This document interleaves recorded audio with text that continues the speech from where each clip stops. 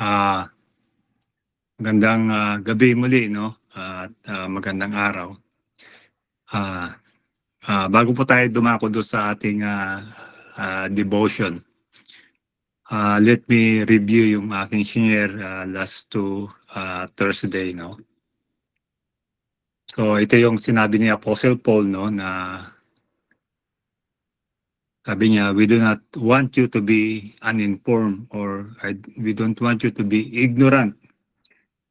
We don't want you to miss it, yung information na kailangan natin. Kaya sabi ko nga, we need to be connected. Yung ang binanggit niya dito, yung unang-una is yung rapture of the saints o rapture of the church. Then pangalawa yung enemy's device, yung Satan's scheme. Then yung pangatlo yung spiritual gifts. We need to exercise what God has given to us. Then yung pangatlo yung pag-i-impart during visit sa mga churches. Of course kasama dito yung mga gifting, no? Then yung panglima is yung orderly worship. Ano ba yung dapat sa maayos na panambahan. At yung pang-anim, yung warning regarding Israel's past, yung kanilang unbelief. Okay. So, let me go again dito sa rapture of the church. Yung second coming ni Christ to get his bride, no? Dito kasi sa YouTube, no, ito yung isa sa mga parang hot topic ngayon. Whether ito ngayon mangyayari this month or next year or some other time, no. Let me share itong sinabi ni Jesus, no, do sa Luke chapter 21 verse 25. Sabi dito ni Jesus, and there will be signs in the sun, in the moon, and in the stars. So isibihin, mayroong mga signals na ating makikita sa araw, sa buwan, at sa mga bituin, no? At sabi niya dito, and on the earth, dito sa lupa, distress of nations. Ibig sabihin, yung magkakaroon ng tinatawag na affliction sa mga bansa o magkaroon sila ng suffering, no? Or they will be shaken, that they will be holding together. Yung probably yung peace and order, no? Sabi niya, with flexibility. Ayan po. Sabi nga nun, the sea and the waves roaring. The sea and the waves roaring. So, bali last Monday, nung August 8, we witnessed, hindi ko alam dyan sa Philippines, no, pero sabi nga nun, 80% ng Earth makakita yung blood moon. Moon turning red. Yan po, no? Nakita ba ninyo dyan o may nakapansin nyo sa inyo sa Philippines? Dito, though na hindi ko siya nakita, pero yung client ni Sister Tapi, she's watching the moon dahil magandang ang tignan yung pula. So that's confirming, no? Kasi na-confuse ako regarding yung 7 at saka 8. I thought 7, sabihin some other part 7 dito sa America, 8. Yung pala, 7 din pala ang dito. So hindi ako nakalabas at tinignan siya. So, merong kasi yung blood moon, merong signal yan pertaining do sa Israel, no? Pag sa sun naman, it speaks about the nations kung ano yung mangyayari. So ito yung sinabi ni Jesus, no? So isibihin, yung heavenly bodies nagbibigay ng signal with regards to what will happen, and also yung nangyari sa nations, no? Na there will be like shaking or disorder, no? Na kung saan yung word na perplexity, ang sabi dito, no, from the Greek word aporia, to be in doubt. So nations will be like doubting yung sanang direction na kanyang tatakin. Sabi dito pa, not to know which way to turn, no? Dahil sa mga crisis na nangyayari, yung mga baha, lindol, the nation do not know which way to turn, plus yung mga tao pa na I should say, nag-aalboroto. Sabi nga not to know how to decide and what to do. So yun po yung mga tinatawag na challenges sa mga leaders of the nations. At sabi nga the sea and the waves roaring. The sea and the waves roaring, atin po makikita rito, no, na nagkaroon ng earthquake somewhere in Russia na I think 8.6 siya. Ngayon na nagkaroon ng tinatawag na awareness dito sa West Coast, somewhere in sa coast ng California, part ng Hawaii, at saka sa Japan, no? That they will be like receiving yung tsunami because of this intensity. At nangyari nga po, pero hindi siya malaki, hindi siya mataas, no? So yan po yung isang nangyayari. Ngayon, alam po natin, no, yung sinasabi dito ni Jesus, of course, this is literal. But alam natin, it doesn't stop sa pagiging literal siya, no? We still, kumbaga sa kani, go further. Kung titignan po natin, no, na dito sa Isaiah chapter 17, verse 12, sabi po ni Prophet Isaiah, woe to the many nations that rage. They rage like the raging sea. Woe to the peoples who roar. They roar like the roaring of the great waters. Ayan po. So, atin po makikita, no, na si Isaiah, ina-address niya yung nations, yung people, na they are roaring or raging, no? So, nakikreate ng tinatawag na ingay o disturbance, no? Kasi supposed to be, pag ang dagat ay merong walang hangin, mapayapa siya, so lumalabas still. But pag merong tinatawag na disturbance,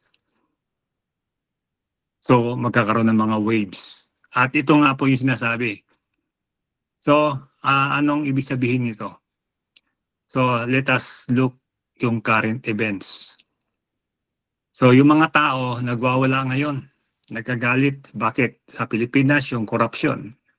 Sa Indonesia, yung corruption. Ilan ng yung bahay ng politician, sinunog.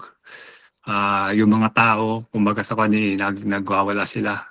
At ngayon, dito sa Nepal naman, no, sinunog yung asawa ng, I think, Prime Minister, tsaka yung sa finance, something na chinese siya o kinansya. So, people are roaring, no? Nagagalit sila, no? Because of this tinatawag na mga dishonesties, corruptions na ginagawa ng mga tao na nasa gobyerno, no?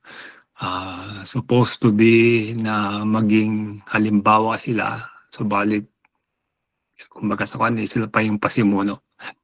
Ngayon, hindi lang yan. Kasi dito sa Europe, sa UK, yung mga tao nagagalit. Kasi bilang citizen, nawawala yung kanilang right. Sabihin yung mga alien, yung mga foreigner, sila pa yung binigyan ng right na gustong i-welcome ng kanilang country.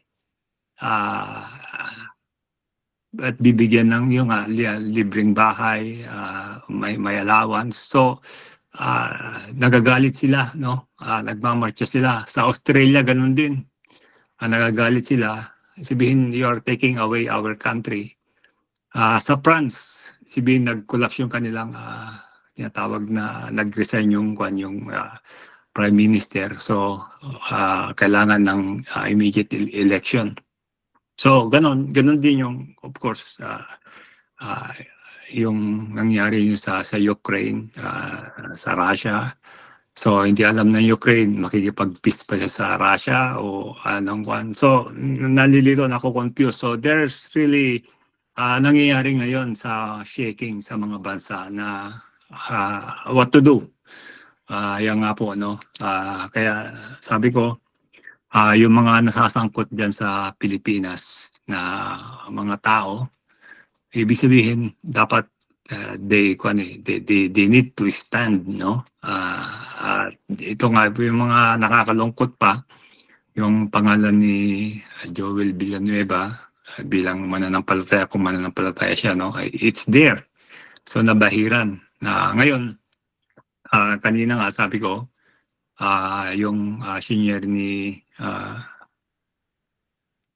Pastor Ronald na may nag-offer sa kanya na before the election na magsabi lang siya magagawa yung kanyang pinatatayong building. So nag-offer sa kanya ng pera. Of course, merong kapalit yun. At ito po yung isang bagay, no? The world is, kumbaga sa kanya, infiltrating o entering into the church, no? Na pag hindi ka aware, ibig sabihin,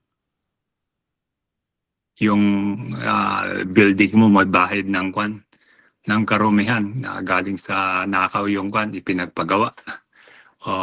Kaya nga yung mga minister dapat maging maingat kayo sa pagtanggap-tanggap. Kasi pag nabahiran kayo, it will affect you. Mawawalan kayo ng moral authority to stand. Kasi the devil is accuser. Tandaan po natin yan, the devil is accuser. Pag merong accusation against you, it will be hard for you to stand and to proclaim. Kaya nga yung tinatawag na mga hearers of the word only at hindi mga doers, walang kanyan, hindi ng kanilang pagtuturo. So yan po yung So the waves and the seas are roaring. At ito pa po, sabi sa Revelation chapter 17, verse 15, Then the angel said to me, the waters you saw. So yung tubig na yung nakita, where the prostitutes was seated are peoples, multitudes, and nations and tongues. So kasi yung word na nation, actually, it comes from tinatawag na ethnicity, ethnic group. So we came from different ethnic group. Yan po. So dito, atin po makikita, the waters are roaring, the seas, no? Which are the people, mga tao yan. Na nagwawala sila, nagagalit sila, nagkakuha sila.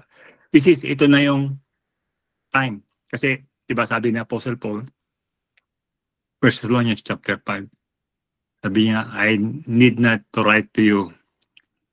Sabi niya, for you know the times and the season.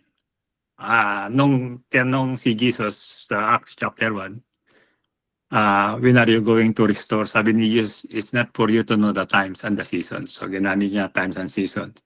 Si Apostle Paul, I need not to write to you times and seasons. So, kasi pinag-usapan, no one knows the day nor the hour. Totoo yun, the day at saka hour. Pero how about the times and season? Hindi ba natin malalaman yung times at saka season? Alam natin. If you continue on chapter 5, yung buong chapter niya, sabi niya, you are in the day. You are awake. So, are we awake? Gising ba tayo? Alam ba natin what's happening, what's going on? We know. Ibig sabihin, kung we are really into the scripture, we know, isipin kung meron tayong knowledge about prophecy, meron tayong, kasi ang Word of God is prophetic yan eh. So meron tayong knowledge doon, alam natin, and we can see it through the current events. Now, nakikita natin what's going on, what's happening. So, simply, ito yon sinasabi ni Jesus. Kasi, I already told you, sabi ni, kwan eh, sila, in-inform na sila, no? In-inform na tayo, no? So, ngayon, ito mga nangyayari na ito is simply a signal. Sign to eh, sign. So, yun po yun. Ngayon, sa sign, katulad si Pastor Frankie, meron siyang sakahan.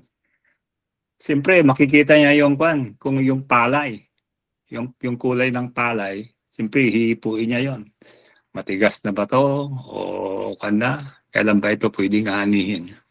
So, yung signal na yon, yung sign na yon, ito yung magbibigay sa kanya signal na it is time.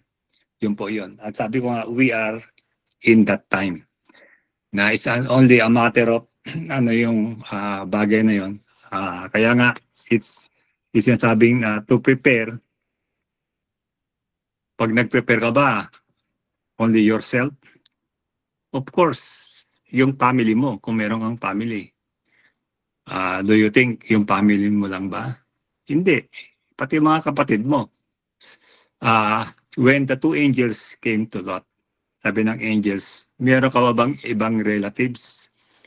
Because this city will burn. We need to live. You need to live. You need to, kailangan kayong lumikas. Sabi niya, meron. So, pinuntahan. Ay kaso, they refuse. Ngayon, of course, sabi ng angel, we don't have any time kasi we cannot do the things na dapat namin gawin to kung narito pa kayo. Kaya dapat you have to move. At I believe yun nga yung rapture because God cannot give yung tinatawag na kanyang wrath dito sa earth because His people are still on earth. Kaya alisin niya muna bago bumaksak yung wrath. Ngayon, ang pinag-usapan, ito na ba yung time? Ito na ba yung year? Ito na ba yung month? So yeah, that's the big question, no? Ngayon, on our part, are we ready? Are we prepared? Yung family ba natin is prepared? Yung mga kapatid natin, they know? Yung mga kamag-anak natin, they know? What about if they will be left behind? Paano sila? So that's a question. Kaya these things is for us to understand bakit, no? Mga rin sa Pilipinas, everything parang wala lang, no? But sabi ko nga, if you know, you are prepared and you are ready. Okay? Bago tayo pumunta sa ating devotion, medyo mahaba yung senior ko, no? Any follow-up doon sa sinabi ko from you? Isang call lang, isang magko-comment lang. Any follow-up?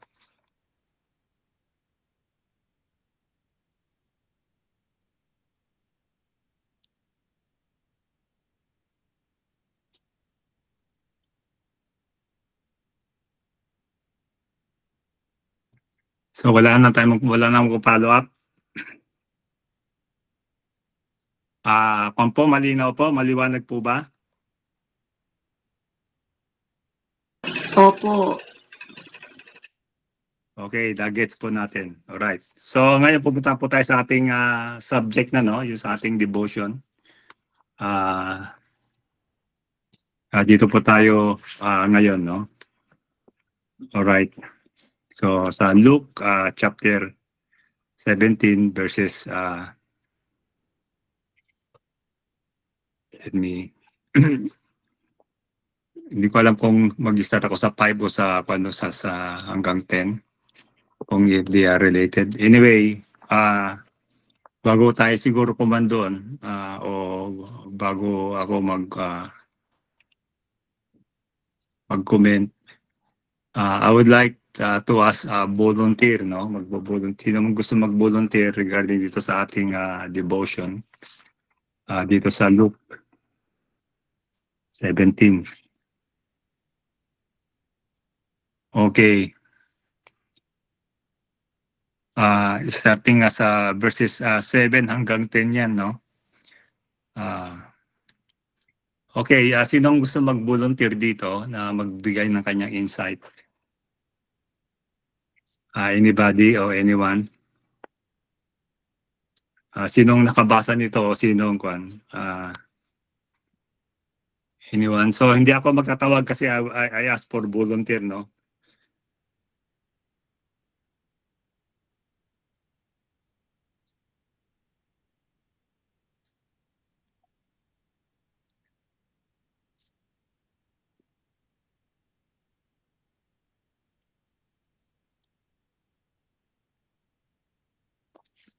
So any volunteer?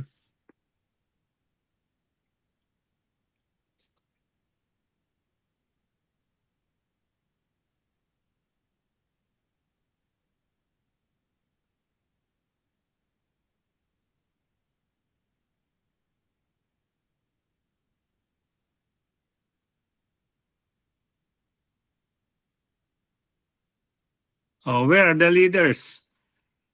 Mayroon bang leader? Hello po.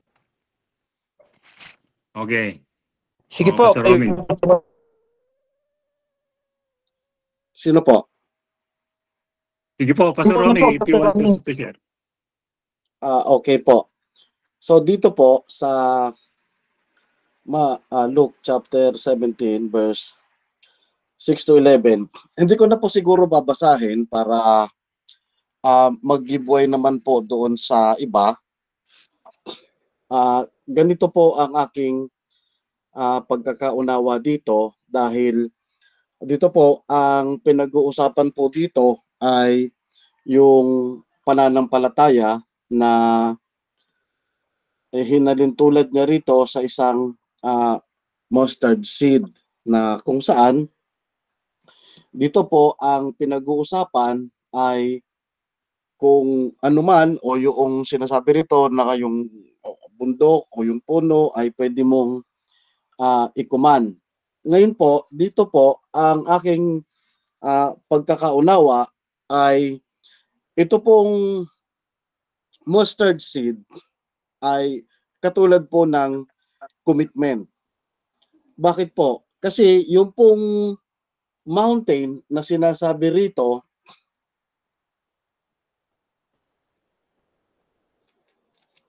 ay nagsisimbolize po siya ng tinatawag na obstacle. Okay. So ngayon, ang isang bagay na ginagawa o ipinagagawa, laging may obstacle. So ibig sabihin, para maalis o mapagtagumpayan mo yung isang obstacle na yaan patungkol doon sa plano kung ano man ang ipinagagawa. Halimbawa, tayo po na as a church ay ganito po yung ating mission, ganito po yung ating vision.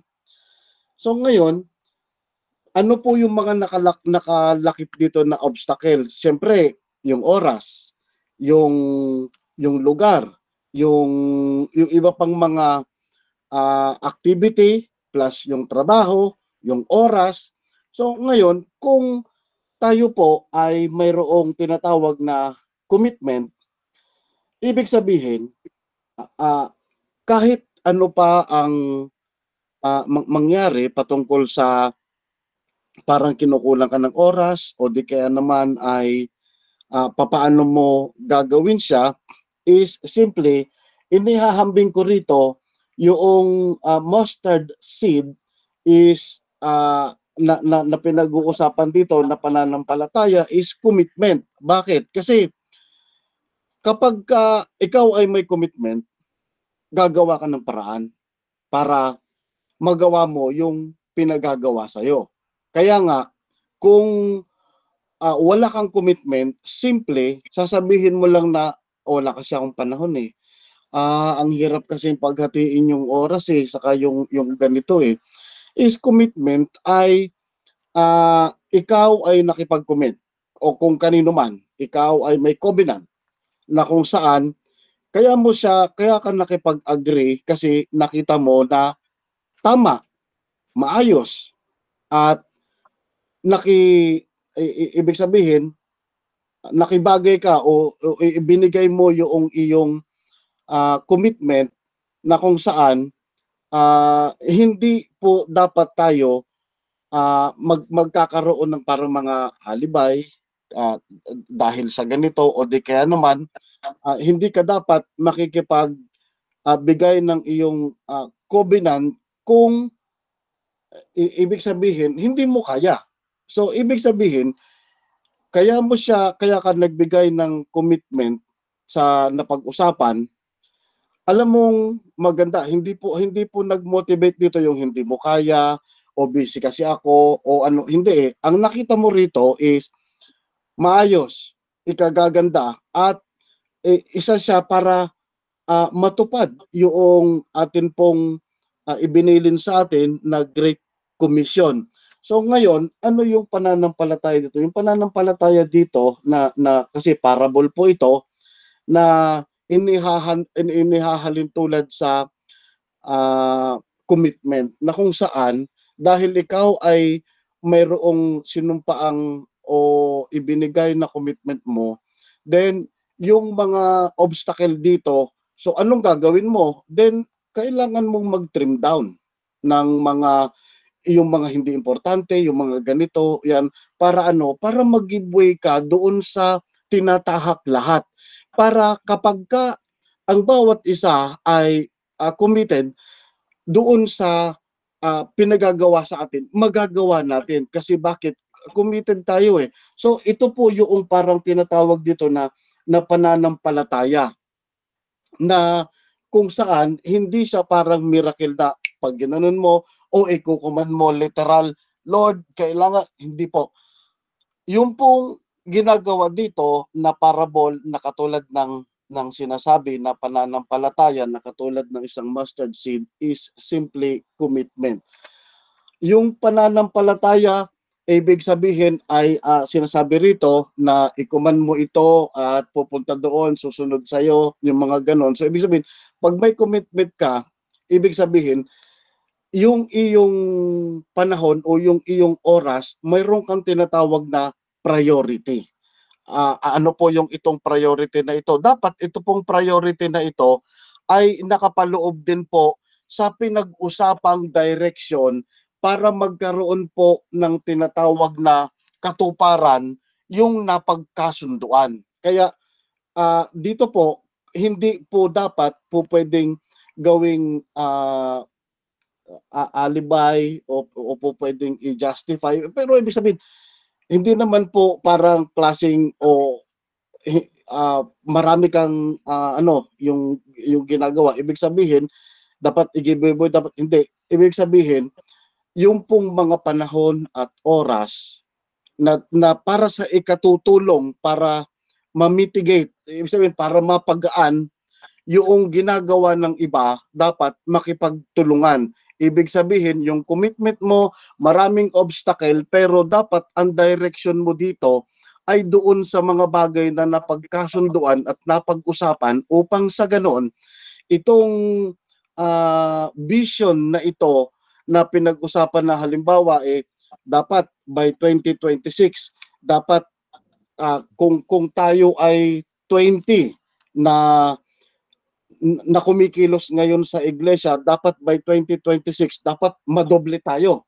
Ibig sabihin dapat maging 40 tayo. So ano po ang gagawin natin dito?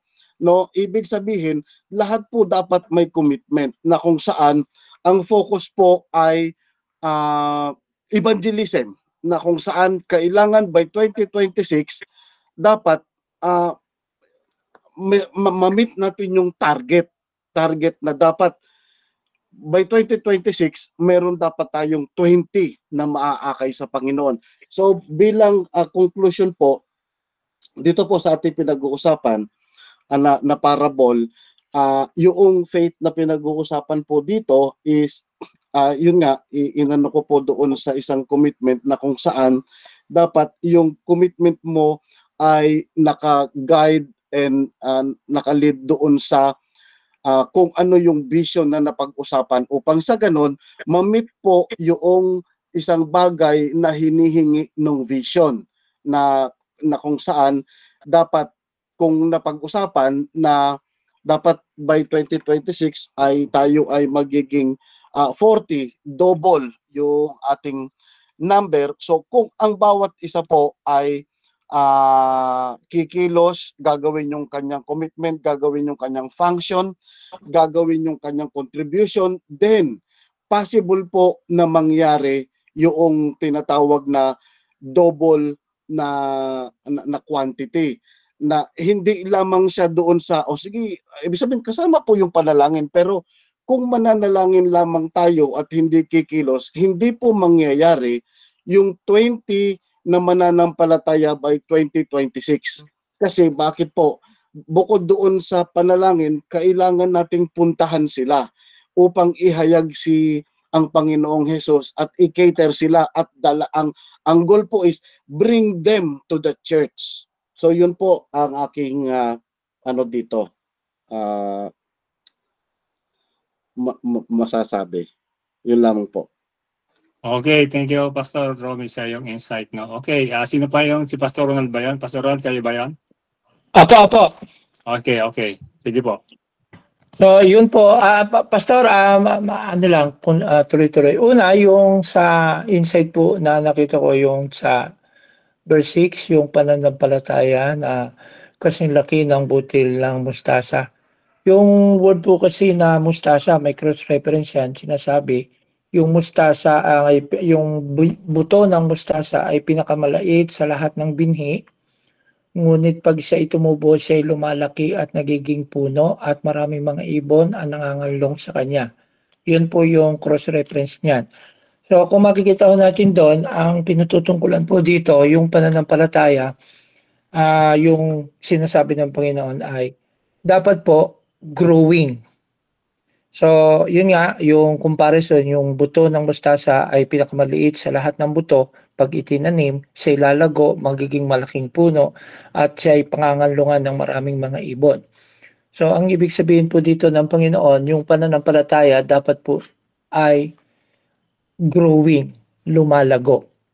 So kung ang pananampalataya po ay lumalago, kaya po niyang pagtagumpayan anuman po yung mga hindrances sa kanyang buhay, sa nahahadlang. Kasi nga growing. So again, yung seed, mustard seed symbolize a growing faith. Yung buto ng mustasa ay sumisimbolo sa pananampalatayang buhay at lumalago. Kapag ang pananampalataya ay buhay at patuloy sa paglago, walang makakahadlang sa kanya. Okay. So yun po. Doon naman sa tungkulin ng alipin, ito ay tiningnan ko po ito yung context during Jesus' time. So nung panahon po kasi tiningnan ko po yung coherence po nitong mga pagkakasunod-sunod. So ibinigay ni Jesus yung parable dito naman patungkol sa alipin, yung kanyang amo. Kasi no konteksto nila, yung mga katulong, ngayon sa atin kasi ang tawag katulong, pero sa context po nila, yung alipin ay slave. At yung mga slave po, hindi katulad sa konteksto natin na tinitreat ng kanilang mga amo na parang pamilya. Sa ating panahon, mahirap maintindihan ng mga tao sa ating panahon itong parabola kasi sa ating panahon ang mga kasambahay ay tinitreat ng mga may-ari ng mga amo na parang pamilya nila. Tinatawag ng ate, tinatawag ng kuya, tita, tito. At the same time, minsan kabiruan, minsan kasabay sa pagkain. Pero kung babalikan po natin yung context nung panahon ni Jesus Christ, yung mga slave po talaga. Marami silang trabaho, may mga slave, servant, bond servant po ang tawag. Sila po ay jack of all trades, master of none, yung pinakita po dito. Nagtrabaho sa bukid, nagtanim, nag-ani, pagdating ng bahay, pagod na pagod, hindi nagpapahinga. Hindi sasabihin ng amo, salamat sa iyong kasipagan, kundi ang sasabihin, ipaghain mo ako. Pagkakain, hindi sinasabing kumain ka, kasalo ko, hindi, bantayan mo ako. Pagkakain ko, linisin mo ang aking pinagkainan. Yun yung konteksto ng panahon ni Jesus, kaya ginamit na itong pananalita at talinaga po na ito. At sabi, Pagkatapos pagsilbihan mo ako habang ako'y kumakain, pagkakain ko, saka ka kumain. Pinasasalamatan ba ng amo ang kanyang alipin dahil sa sinunod siya nito? Gadoon din naman. Kayo nga ay ah, kayo nga kayo kapag naggawa na ninyo ang lahat ng iniutos sa inyo, sasabihin ba ninyo, kami mga aliping malang kabuluhan, tumutupad lamang kami sa aming tungkulin. So yun nga, para maunawaan natin yung konteksto, yung mga bondservant, hindi sila, may mga bondservant na alipin, binili na sila as slave. Alam po natin yung konteksto na yung mga slave, binibili. Okay, so dahil sila ay nabili na sa kung kanino sila binili, sila po'y walang sweldo, without salary. Alipin po talaga sila. At wala silang hinihintay na anuman, mabuhay lang po sila. That yun po ang sitwasyon. Kaya nga itong mga bondservant, wala po silang pagsuway na gagawin. Alipin po sila, sunod-suluran sila. Kaya nga sabi dito, pag nagawa na noong alipin yung lahat ng ginagawa nila, hindi sila naghihintay ng appreciation sa kanilang amo. Hindi yung pasasalamatan o iti-treat like a family member, katulad yun, hindi ganon. Bagkos tinutupad po nila yun pong ipinagagawa sa kanila ng kanilang amo nang walang reklamo at walang hinihintay na kapalit. Na ibig sabihin, during the time of Jesus, ipinapakita ron na ang isang alipin ay gumagawa at sumusunod. During their time, ang tawag sa amo ay Panginoon. Sa kanilang Panginoon, nang walang hinihintay na bayad, walang hinihintay na kapalit, walang hinihintay na papuri o pasasalamat. Dahil nung panahon nila, ang slave, bayad na. Katulad po ni Joseph yan, yung konteksto niya, binenta ng mga kapatid. Kaya pagdating niya doon sa Ehipto, slave po siya, wala na siyang aasahan pa kasi bayad na siya, binayaran siya sa kanyang mga kapatid. Yan po yung konteksto. So dito, kung kukuhanin po natin yung coherence, yung pagkakasunod-sunod, ay ipinapakita po ng Panginoon na yung pong amo dito, yung Panginoon ng mga, kasi during their time, yung may-ari ng bahay, Panginoon, yung amo, ay sumisimbolo po yan sa ating Diyos. At yung pong mga bondservant, yung pong mga alipin ay sumisimbolo po sa mga lingkod niya. Ngayon, bakit po ibinigay ito? Kasi nga po, kadalasan noon at maging hanggang ngayon, ito ang problema. Kapag ang isang lingkod ay hindi marunong sumunod ng totoong pagsunod, kasi may mga motibo yung mga tao. Kapag mayroong nagawa, ito yung malaking hadlang Pagka yung pananampalataya ng isang lingkod ng Diyos hindi lumalago, hindi aktibo, hindi lumalago, ito ang problema. Ito ang nagiging hadlang sa sa paglilingkod. Sasabihin, tagal ko nang naglilingkod, wala naman ang kakapansin sa akin. Wala man lang nag-appreciate sa akin. Wala man nagsasabing ang husay mo, ang galing mo. Walang nagbibigay sa akin ng sweldo. Walang nagbibigay sa akin ng suporta. Ito yung pinakikitang larawan ng Panginoon. Ang sabi po ng Panginoon, may karapatan ba yung amo na yung alipin na mag-demand sa kanyang Panginoon na isalo mo ako sa pagkain, pasalamatan mo ako? Hindi. Kundi do sa conclusion sinabi niya, hindi ba? Pagkatapos paglingkuran ng alipin ang kanyang amo ay sasabihin niya, ako'y isang aliping walang kabuluhan. Ginawa ko lamang ang dapat kong gawin. So ano po yung gusto nating makita sa coherence, yung pagkakasunod-sunod po. Sinasabi dito na yung mga lingkod ng Diyos na buhay ang pananampalataya, na lumalago ang pananampalataya, walang makakahadlang sa kanilang paglilingkod sa kanilang Panginoon. Dahil sila ay servant ng Diyos, may makapansin man o wala, may mag-recognize man o wala, may matanggap mang pakinabang o wala, may gantimpala man o wala, dahil buhay at lumalago ang pananampalataya, lahat ng ito ay hindi makakahadlang. Yan po yung pagkakasunod. Kaya nga sinabi, sa pagtatapos nito ay sasabihin niya, wala akong kabuluhang alipin, ginawa ko lamang ang dapat kong gawin. At yun nga po, yung nakita ko po rito na tayo po bilang mga lingkod ng Diyos, yung application, dapat maunawaan natin na yung pong paggawa natin sa pinagagawa ng Diyos, yung mismong ginawa nating pagsunod, sapat na po yun. Yun po'y dapat kagalakan natin. Kasi po, kung may pinakamahirap gagawin ang isang tao, ito po'y ang sumunod.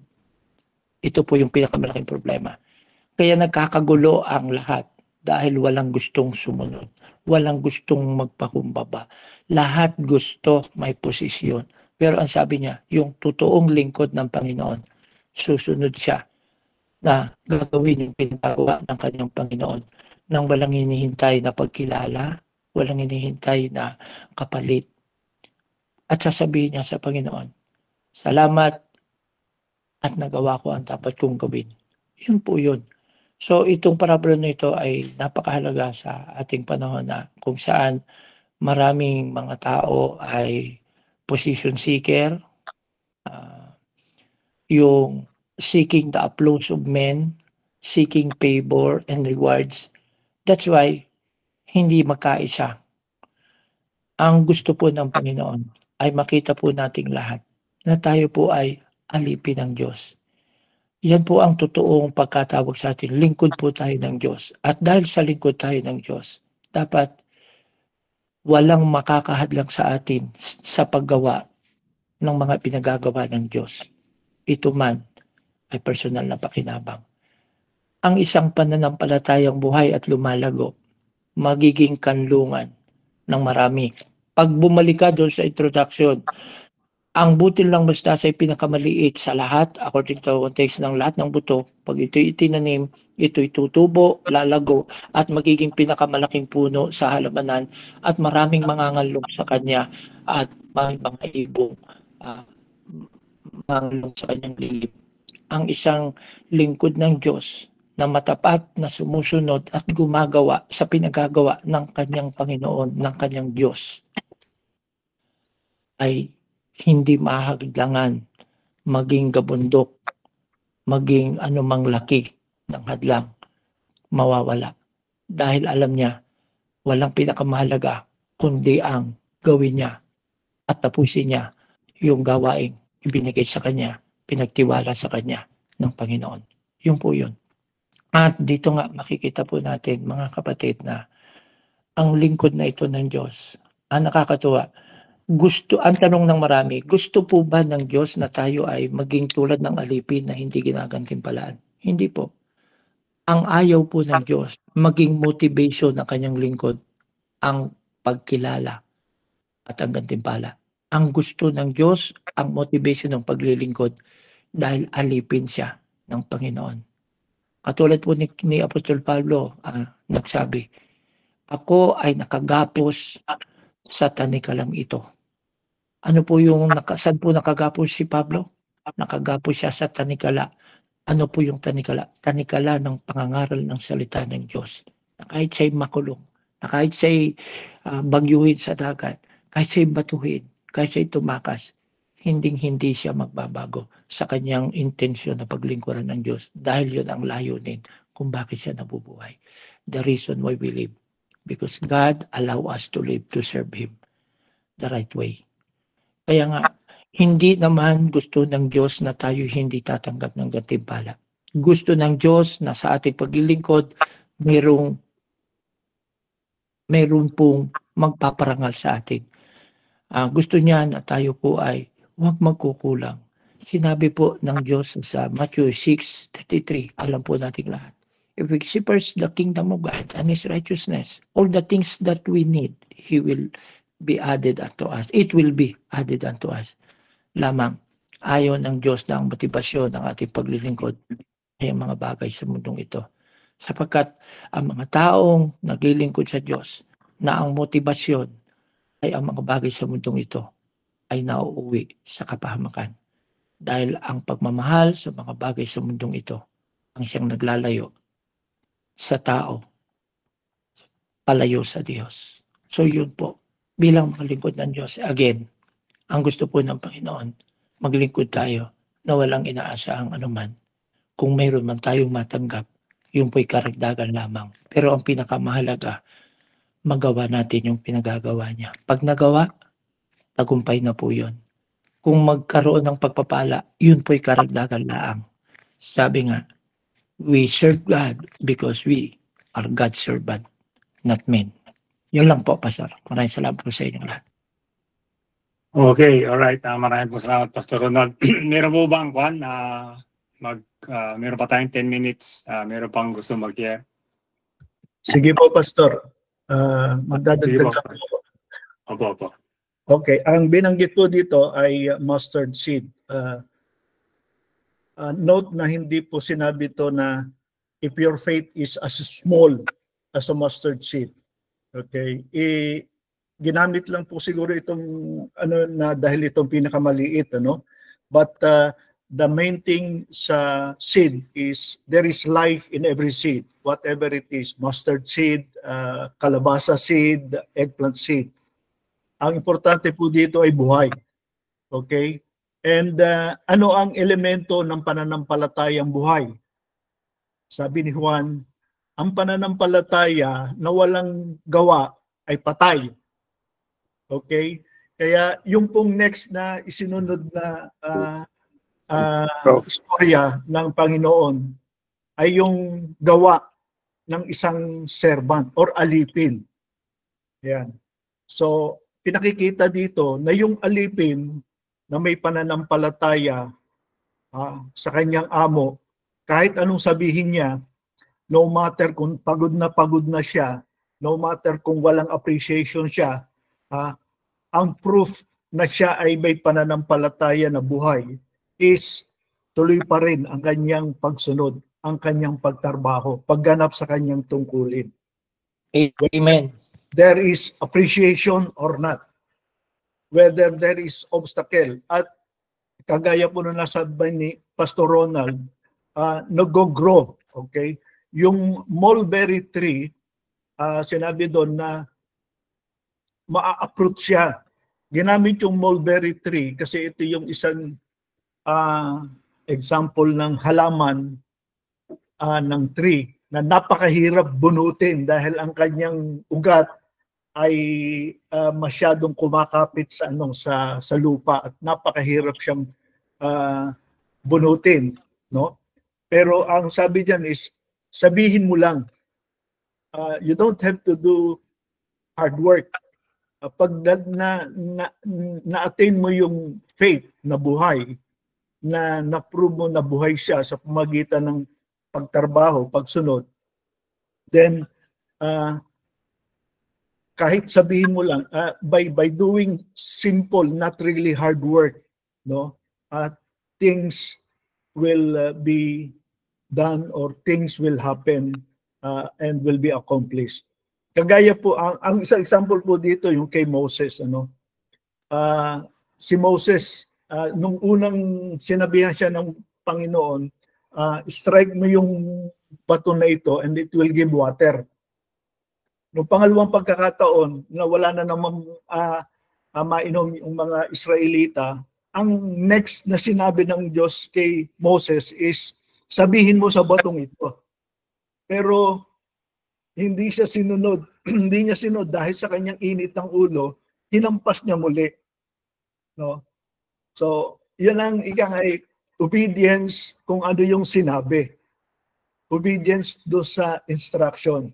Maring faith na may work pero work mo na hindi naman ayon do sa sinabi or hindi talagang kung ano yung pinapagawa. So, faith na buhay is faith na merong kalakip na gawa or obedience doon sa command or doon sa ipinapagawa na tama. It's not just gawa, no? Just for the sake of may ginagawa ka, but gawa according to do sa ipinapagawa. Yun lamang po ang ang nais kong idagdag. Agree po ako doon sa mga sinabi ni Pastor Romy, ni Pastor Ronald. At kinukunik ko lang po, dinadagdagan ko. Faith ay buhay kung ito ay may gawa na ayon sa ipinapagawa na tama. At kahit ganong kahirap yung obstacle nga, kagaya ng mulberry tree, pag yung faith ay buhay na at talagang nag-grow na, kahit simple action na kinakailangan gawin mo. Pag itong sinabi ng Panginoon, it will happen. Yun lamang po. Maraming salamat po. Okay, maraming salamat po Pastor Frankie no sa iyong idinagdag sa insights. Okay. Ito pong ating devotion is part 1 no. Actually, nagkamali po ako dito ng verses no. Supposed to be 7 to 10 lang yung ko. Ilalagay ko, nagkamali ako ng pindot no. Anyway, sabi ko nga ito yung part 1 no.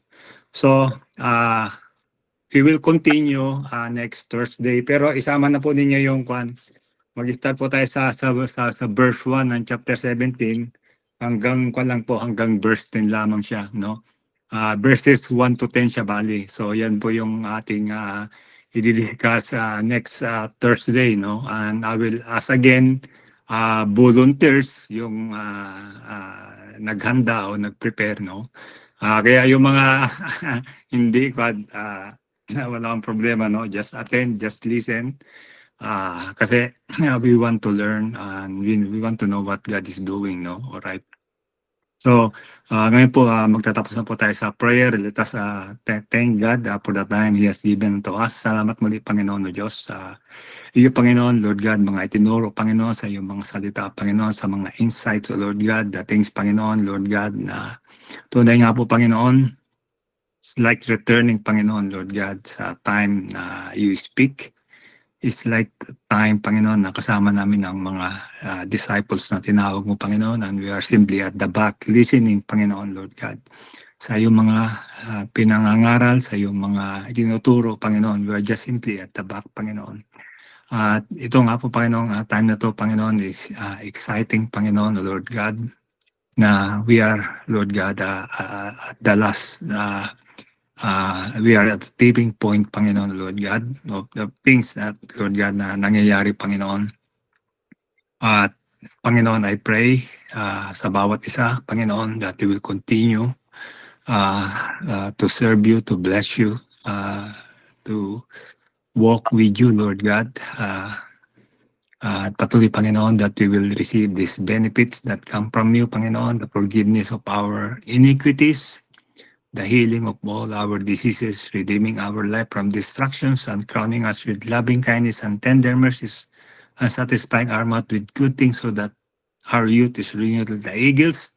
Salamat, Panginoon, sa kagalingan, sa kalakasan, Panginoon, Lord God. We don't want to go to the hospital. We don't want to go to the doctor at saka yung mga medicine, Panginoon, Lord God, but we, Lord God, desire, Panginoon, na ikaw, Panginoon, ang aming healer, na ikaw, Panginoon, ang aming medicine. You are the bread of life, Panginoon, Lord God, and you are the one who gives us, Lord God, the living water, that we will not be thirst.